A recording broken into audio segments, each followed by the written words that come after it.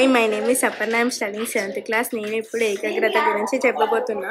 ఏకాగ్రత జ్ఞానమంతటికి సారం. ఇది లేకుండా ఏది సాధ్యం కాదు. ఒక సామాన్యమైన మానవుని ఆలోచన శక్తి 100కి 90 వంతులు నాశనమైపోతూ ఉంటుంది. అందుకే అతను ఎల్లప్పుడూ తప్పు చేస్తూనే ఉంటాడు. సుశిక్షితుడు ఎప్పుడు తప్పు చేయడు. మనస్సు ఏకాగ్రతమైనది అని మనం ఎలా తెలుసుకుంటుంది?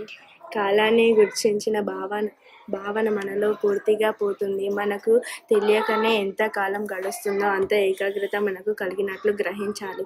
నిత్యం జీవితంలో ఒక పుస్తకాన్ని చదవడంలో మన జ్ఞానమైన కాలం విషయమై మనకేమాత్రం స్ఫూర్తన ఉండదు. పుస్తకాన్ని చదవడం ముగించాక అబ్బా ఎన్ని గంటలు గడిచాయో అని మనం ఆశ్చర్యపోతుంటాం.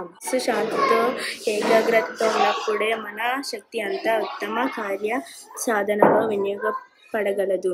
ఈ ప్రపంచంలో ప్రభావించిన ఉన్నతమైన కార్యశీలురు జీవిత చరిత్రలు చదివితే వారంతా అసాధారణమైన స్థిర చిత్తులను గ్రహించారు.